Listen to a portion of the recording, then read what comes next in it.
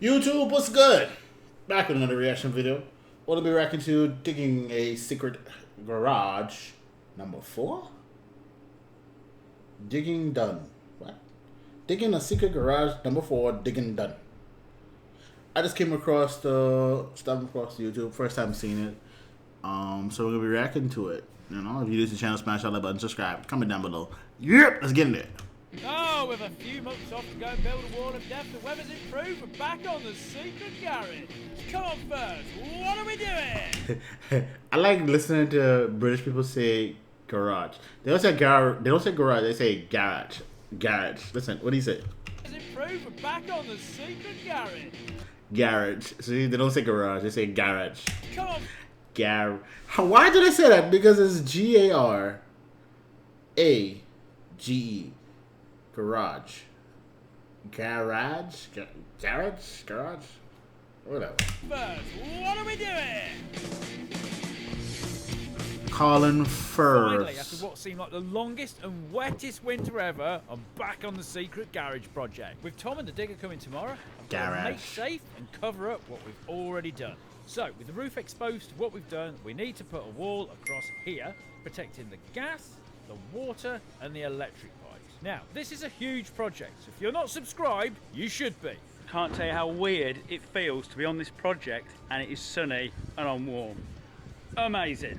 We also took you should do more work that time. Paving blocks, so they don't get chucked away because the neighbours have. Try guess. Okay, so we've got a nice solid wall. Try guess much so work done now while it's warm. And then tomorrow we've got Tom coming in.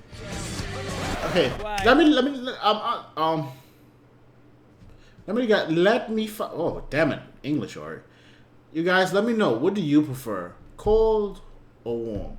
Do you prefer to be hot or do you prefer to be cold? Like when you're working, like if I'm working, I prefer to be hot, but overall weather, I'm gonna take the cold every goddamn day. I live in a church in Cacus. This bitch hot all the time. It's hot outside now. Hey, this bitch hot. Wait a minute, Colin. Explain what you're doing first. I think we need the model. So, over the winter, I got this bit built. But over the summer, I'm hoping to now dig the rest of it out. Now, we can't dig it all out in one go, which of course would be very useful, because the house is going to sit right on the edge of the hole. So if we dug it all out in one go, we risk the front of the house falling off. We don't want to do that, so we've got to do it in 3 different sections. Now, the first section, which is what Tom's going to do now, is this part of the room. So this is the first part of the room where it actually drops down a little bit deeper, because when the car lift comes down, I want it to sink into the floor so it's all flush. So we've got to go a little bit deeper with this one. So we need, of course, Tom Lamb back. He's for sure he had to get a structural engineer. Back again.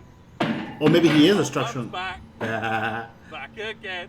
Okay, or is he a on, structural engineer? It, Let me know if he's a structural engineer. Or he doing all this shit by fate.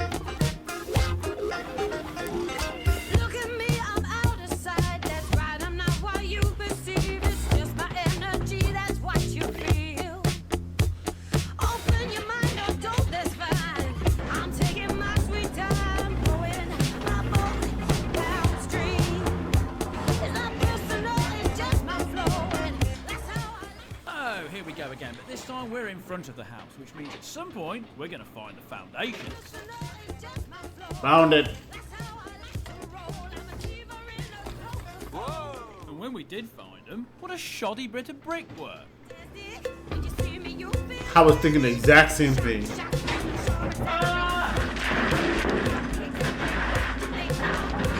As the hole gets bigger, the true scale of this project really hit me.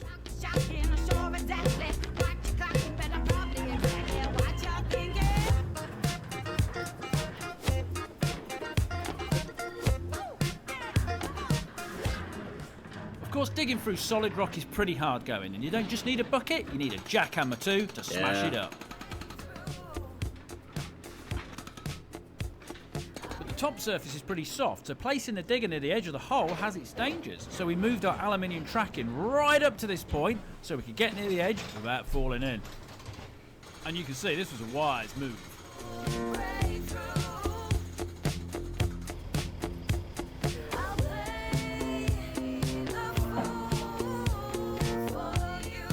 Progress was good. The only thing that stopped us was food.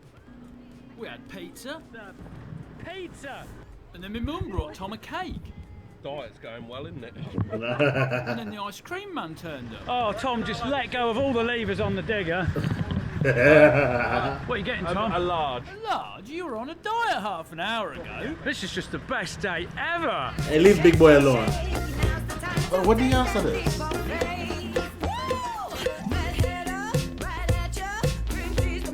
This is cool. God damn it! It's, you know those little bugs that attract you to light, whatever they call. There's kind of one inside. Got it. Right, we're about dug out, but there's some little bits in the corner which need chimbling away, which we can't get to with the digger because the house is in the way, essentially, or there's a hole where the digger needs to be. So how are we going to do that, Colin? Well, don't worry, Tom has a fantastic idea. Lower the smaller digger into the hole. Ah. To Freddie having an energetic conversation on the phone in his native language. I don't know what he was talking about.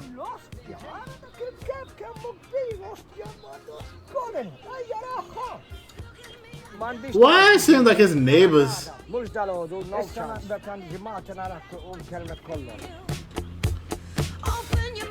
It seems like his neighbors just helping him. That's dope.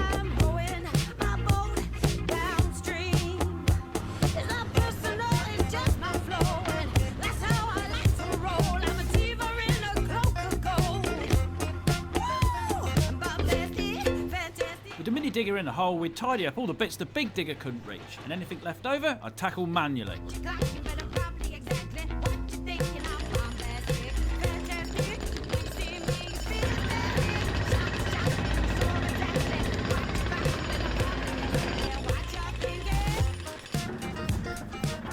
The remaining spoil lifted out, it was just a case of tidying up the edges, cleaning it out, and then of course covering it over so nobody falls in it.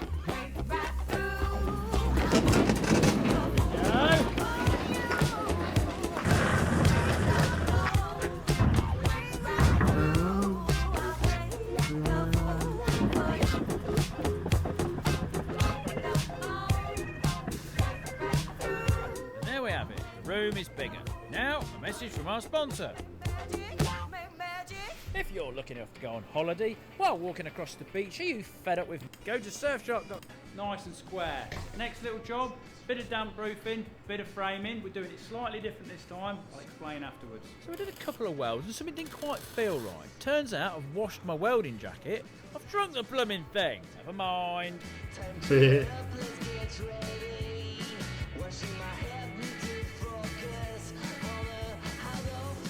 I don't know why. I find welding so cool and interesting.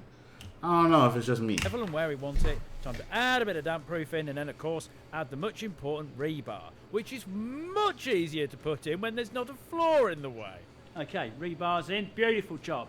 Now, next thing we need to do is put the concrete down. But of course, the concrete, we only want it to go where we want it to go. So effectively, I've made like a little pond. Now, I didn't want to pierce and do anything unnecessarily damaging to the bottom damp-proof course. So I've added a extra little bit, which I've folded up, whacked a bit of Kingspan over the bits of rebar which poke through it, pushed that underneath my little edge beam, folded the extra bit of concrete, polythene over the top, and then welded these little taggy things on to stop it all blowing out. And essentially we can fill that up, and that will be the first concrete base done. And then of course we've got to get the concrete down here. Normally you'd fire it onto the roof. We can't do that because if we fire it down all the way from there, all the aggregate shoots to the bottom. So I've made this wonderful little chute. Now, with concrete pumps being expensive, I've got a bit of 6-inch underground. I was just going to say. Put a chain on it, and then make this okay, clamp I wasn't going to say that goes part. over our cover, clamp that on, slide the pole down it, hook it on the little bolts, boom, stick a traffic cone in the top. Oh, the concrete man was impressed. This is the first concrete chute. Look, it's controllable. Look, we can angle it. Yeah. Are you impressed with that? Then with a mixer fired out, it comes straight down the tube and straight out the end, and it looks, well, you can see what. I don't even need to see no degree, no grades, no certificates, no pictures, nothing. I knew this dude went to some engineering school, and he did well. Because that shit was creative. That shit was dope, creative, and all the above. You bad, my brother. Anyway, bit of vibrating, bit of more plop plop, plop plop plop, all done. Spread it around, smoothing it off. Job done. Then once it's cured, remove all the kingspan and the extra polythene, then grind off the little pegs which held our rebar in position while the concrete was being poured over it. Chop off the extra bit of metal we don't need now. Oh, we've got a lovely floor. Well, we've got half of it anyway. Right, that's set. It's beautiful, but we're doing it differently this time. We're going to put the sheets on top. We're going to drill holes and plug weld them where we can't get to the edges with the welder, because obviously you can't get underneath it now. Stick some down there, put an upstand up. I've done all the mesh in here, and then we can have a second layer of concrete. Now, we're going to need some more sheet down here. Last time we precariously dangled it on some straps. I've got a new tool.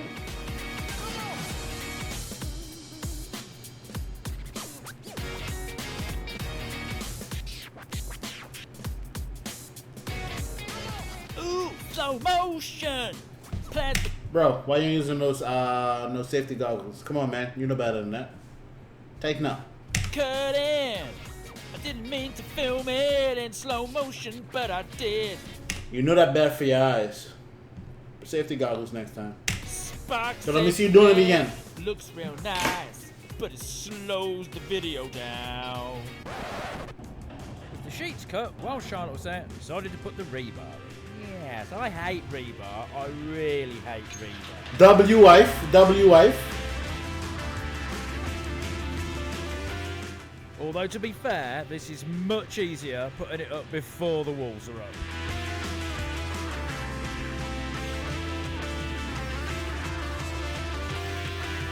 Never ever can a man look disheveled with a gun to his head or a thorn in his ego. He's trying to win the confidence of his own insignificance. Over covers what I shoulda, coulda, won't make a difference when you're crying for your mother. They found.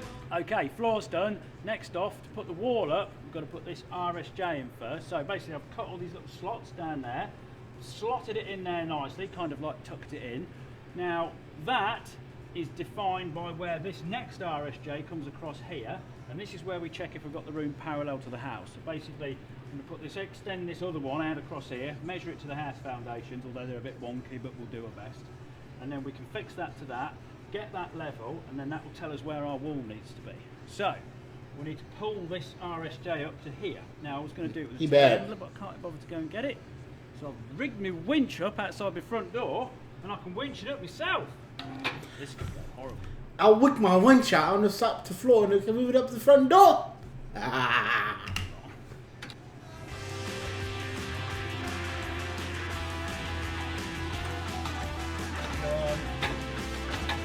Yeah, did it, didn't I? This nigga is his own one-man construction Level crew. the RSJ up, see where it comes to, and see if it's in line with the wall down there. So with it all welded up, it's time to do the other side. Now I went and got the telehandler this time, which means you've got to lift the lid off, then we lower a beam down. This is way more easier than doing it by hand, Colin. And it's just a case of getting it all set up and welded up. Now with this RSJ in place, we've got something to put the wall up against. So we get the sheets across, we get the 50mm box section, clamp that on, weld it up. So voila, we've got a wall. Right, that's got one of the walls up. Now, rather annoyingly, I've had to do this bit separate down here. I thought it was going to be one full sheet with a little bit cut out, but Colin's gone and added 4 centimetres onto something somewhere, so it's not quite high enough. But it doesn't matter. It's all good, because you won't see that. It'll be under the floor. Right, that's that one. Got to do the other one, and then we've got some more concrete coming tomorrow. Lovely. So he's gonna put the concrete on the outside of the. Gotcha. So, with the wall beams set up, solid, welded up and vertical, and the concrete poured into the floor, we can't do any more until we've got a roof. Now last time I put my swag bender on my little fabrication table and did it outside the kitchen door, but this had its issues as bending things up into the sky in a tight space just caused problems. So we laid the electric one on its side on the lawn. Why didn't we do this before? I don't know. These W-wife. beams put up and fixed into position, is then for me to climb down and clean up the edge of the existing roof so I can lay the sheets down and weld up to them. These have got quite messy, and Tom had bashed them quite a lot with a digger.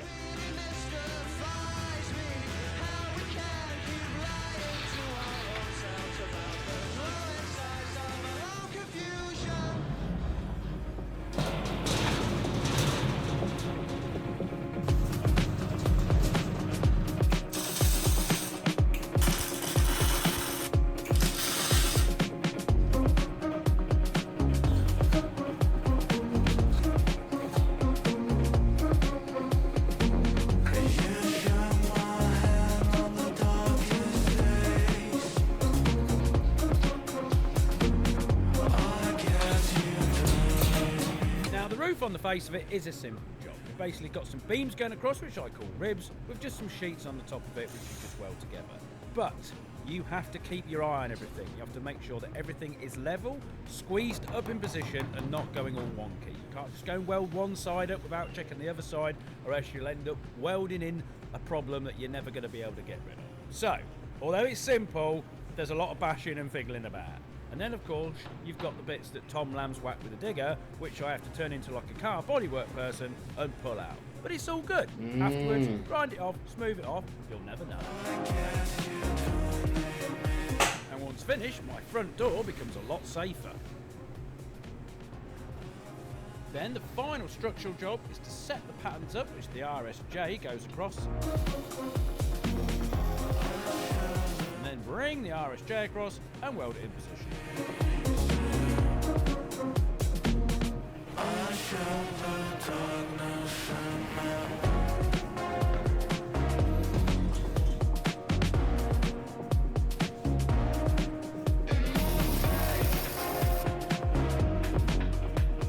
Now this is the bit where I sat down to tell you everything's lovely. It's level, it's fixed on, beautiful.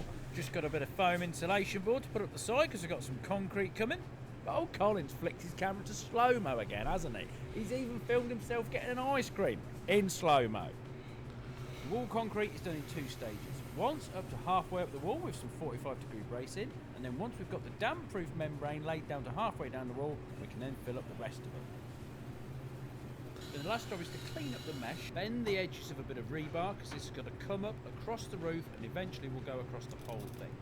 Weld this in position and then seal it up, ready for concreting.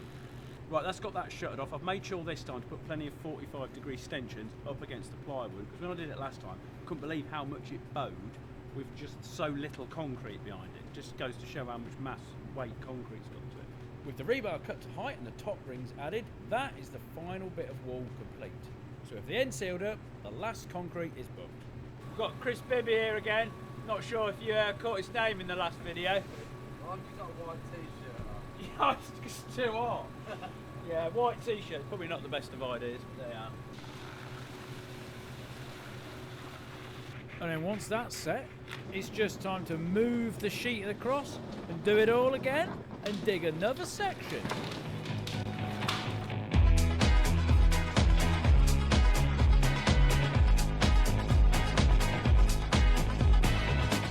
And with it, I know some shit like this cause a bag. nearly done, I had a brainwave of how to solve one of our main problems while digging. Now, one of the problems we've just got this last little corner here to chimble out, but Tom can't see what he's doing.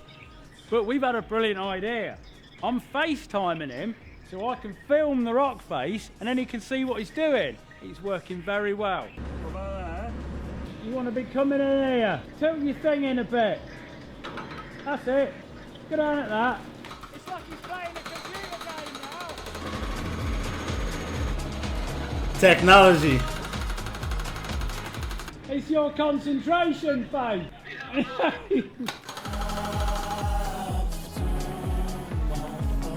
W man.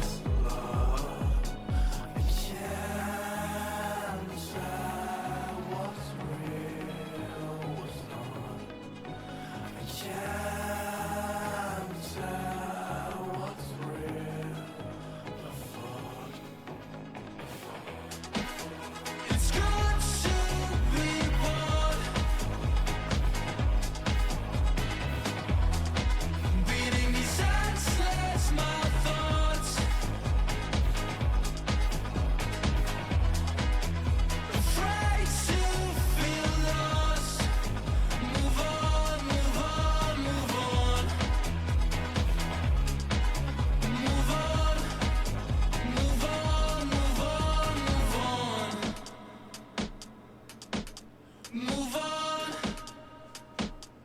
And in 2 minutes of video, 1.2 metres of room has been added. So where are we in the grand scheme of things then, Colin? Where are we at?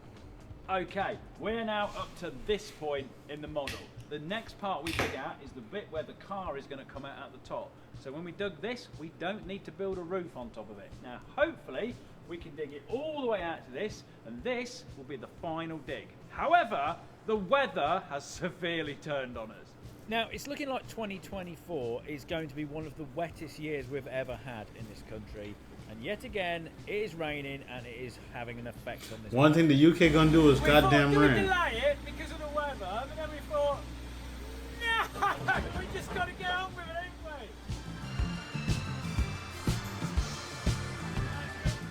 we? Now, the weather may have been terrible, but we've got a new weapon. Scraper. This thing has proven very useful. Thank you very much, Rhinox. It was working so well, it was steaming. And then the weather got even worse. This probably is the worst weather we could have chose for this. It is absolutely hammering it down. Collapsing and Gotta be careful.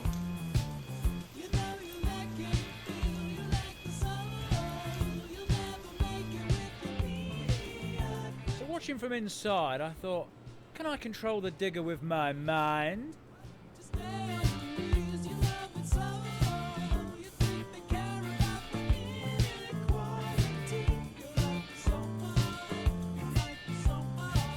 So, with the digging nearly done, I think it's time to give 3 cheers for Tom Lamb for his work on the digger. I had a little go at lifting the last bits out, and you want to see my concentration's face. But this has not been your regular digging job.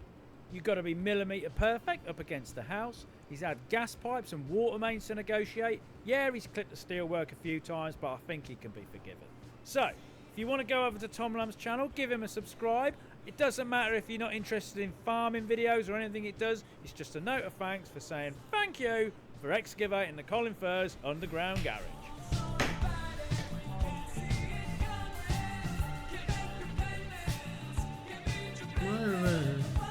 oh, this is a big room. Oh, it's a big room. Now, it's a little bit like a tent. When you chuck it on the floor, it looks really small. When you put it up, it's massive. That's Colin and his drawings. I've literally just drawn the whole of my front garden and go, that should be big enough. And now I'm looking at it as a massive room. Oh, it is big enough. It's huge. Now, rather annoyingly, this isn't quite all dug out. We're about 400 mil short. We haven't been able to dig it all out because, of course, it's not just digging the hole. You need to be able to cover it up afterwards so nobody just walks straight down into it. We're at the limit of the length of wood that we can buy safely to cover it up properly. So we've probably got about another metre to dig out, just the width of Tom's bucket. But anyway, we'll do that another time. Now, before I talk about the next stages, I want to get a nice little bit of concrete floor now, so I feel like I can explain things a little bit better. So, a bit of mesh on the floor, a little bit of frame to weld the floor to, a little bit of mesh up the side. What do we need now, Colin? Now we just need some concrete, but not a bit of concrete, a lot of concrete. Our record before was about 6.5, 7 cubic metres. I've worked this out, it's nearly 10. This is a full Chris Bibby load. I've been kinda cooked up, I don't mind it. At the same desk, makes me hands unexcited. I've been W-wife. off my assignments, gone and run over no up environment. But she been on my mind, son, I can't hide it. Front hair, You got a real one, my brother. I'm getting bored of hangovers and Oh, this is so cool. Yeah, that looks like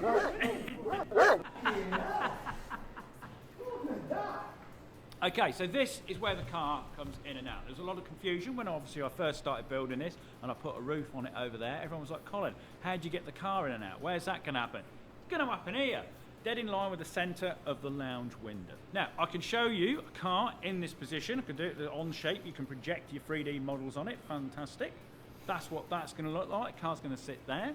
Now, you can see now why I didn't want to dig this all out in one go. We had to do it in 3 sections because the house is literally teetering over the edge of the hole. This is the most I would like to dig out. Even this is even risking it. Okay, next part of this project, we need to finish building the roof. But the RSJ work going across this bit where the car comes out is slightly different. I've had loads and loads of RSJs dropped off by Newark Steel. Thank you very much. They are the suppliers of the steel for this whole project. Now, because this is an opening, we don't have any of these big steel beams going right across the gap, so we need to kind of add more strength into this It's beam sideways. in front of the lounge window. So rather than one of these beams coming across here, there is going to be two of these beams going across here. Now, this back wall, we spoke about having a window here, didn't we? So you could see through and see the rock behind it. Not going to do that because I don't want to interrupt the shell of this thing and have a hole where moisture or anything or any other problems can come in. So I'm going to do it slightly different. There is still going to be something there. I'm going to talk about it on a second channel video. Keep your eyes peeled because I may need your assistance on this. So the next step is to finish the walls and then start covering it with a concrete and getting my drive back. Thanks for watching. See you in the next one. Oh, nah. Hold up. Nah, you can't just leave us like that. This is interesting. I'm gonna lie, you have me invested now. Even though I wasn't in for the full thing, you have me invested now. If you guys enjoyed your channel, smash that like button, subscribe, comment. If you guys want me to keep on doing it, if you guys want me to keep on reacting to it, let me know. I'm gonna keep on watching it for sure. But if once again, brain fart. Until we get to the next one, peace. I'm out.